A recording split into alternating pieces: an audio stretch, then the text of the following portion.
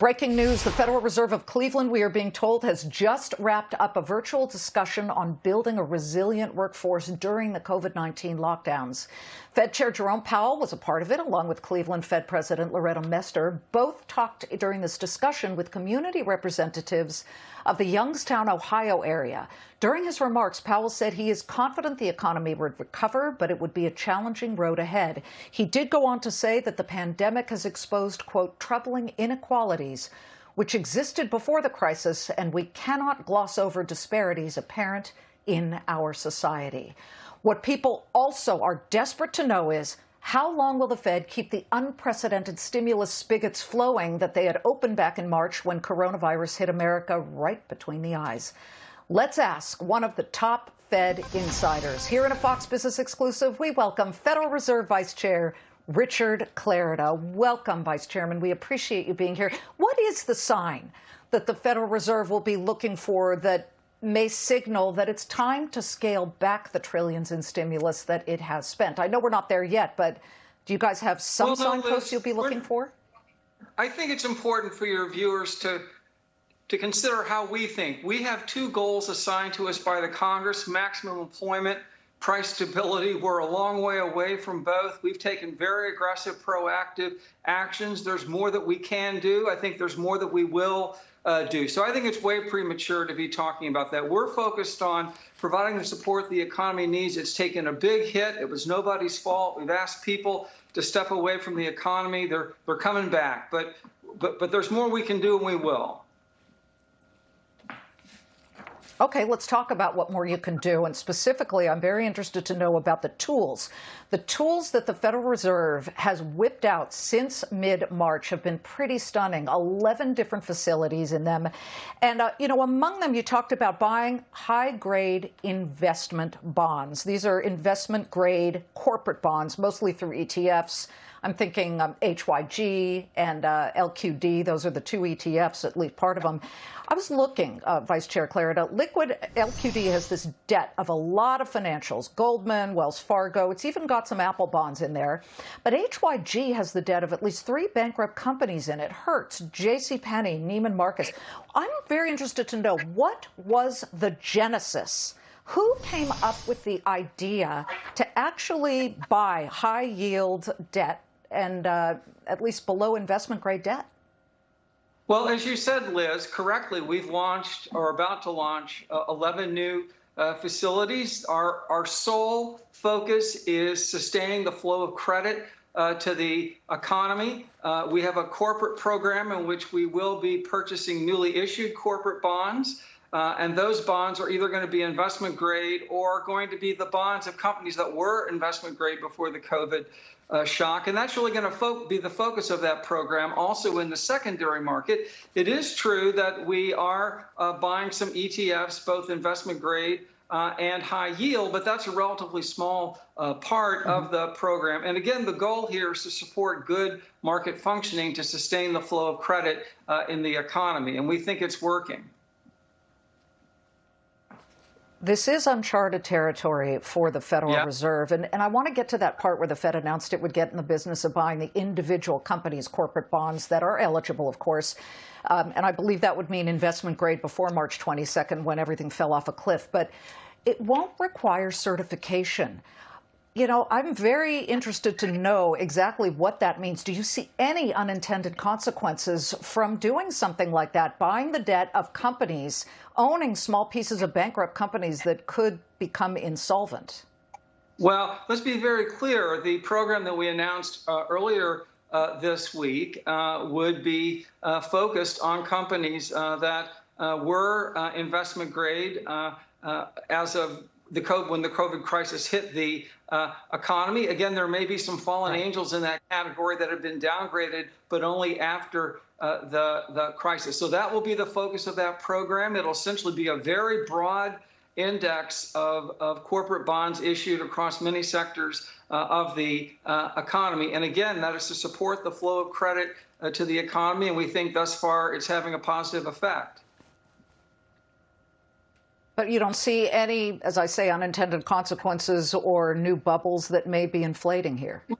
Well, Well, I certainly don't. And again, we will be very attuned, Liz, and attentive to that. This is a very unusual circumstance. It's an unusual shock. And under Chair Powell's leadership, we felt it was essential that we act aggressively and proactively essentially what we think of, Liz, is we are providing a bridge. We are providing a bridge from this shock in the spring until sometime later when the economy begins to rebound and recover. We realize this is an unusual time, and when the economy has recovered and is on its feet, we will be willing to pull back from these programs. But that's down the road. Right now, we're supporting the flow of credit. And again, we will continue to monitor. We'll be attuned as these programs evolve. But right now, we're good about the way that they're feeling good about the way they're set up.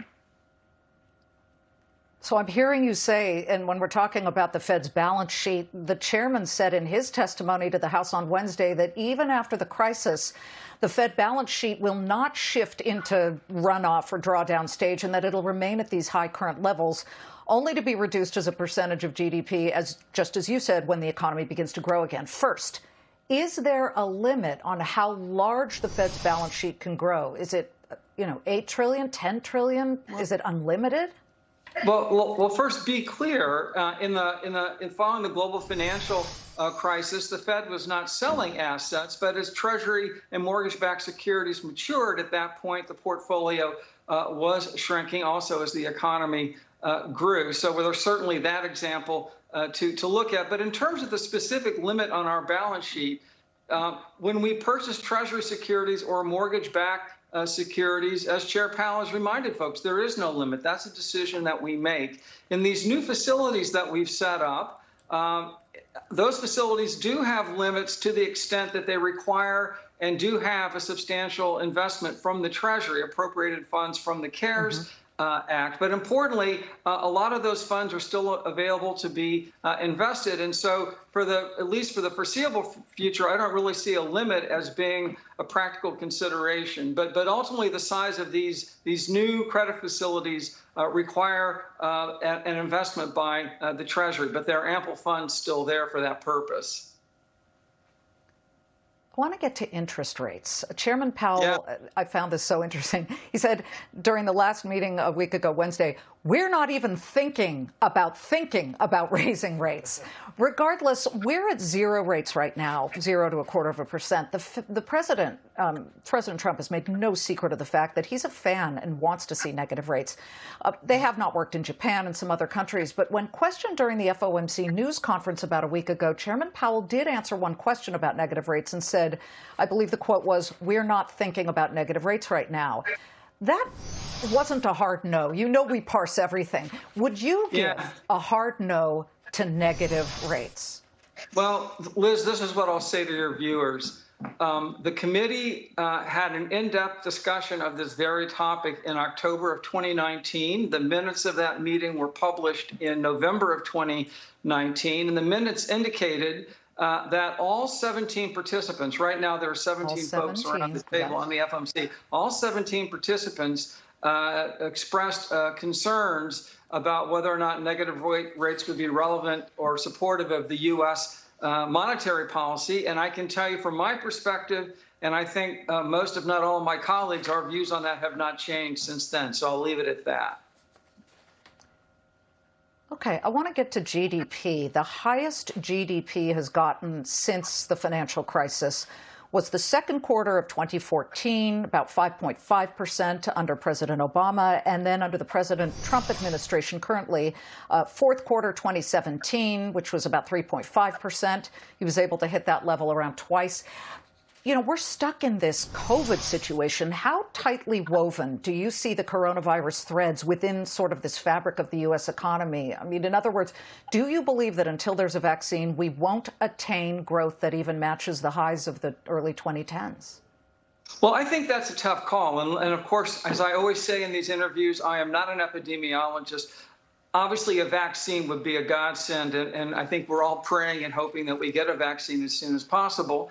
But that is certainly not on the near-term horizon right now. I think there is some evidence already, Liz, that we've seen a rebound in the economy. We got that payroll employment report in early June for May. We've had strong retail sales, so we are seeing a return to work in the economy, and also we've seen an improvement in the data. But I think this is going to be a very complex situation for some time to come. I've indicated, we need to be data dependent here. We're going to be looking at the accumulating data. And so I think it's really, I wouldn't go so far as to say we need a vaccine in order to get those growth numbers. That would obviously be helpful, but it's going to depend on a lot of other parameters as well. So you're right, it's a very complex dynamic, that's for sure.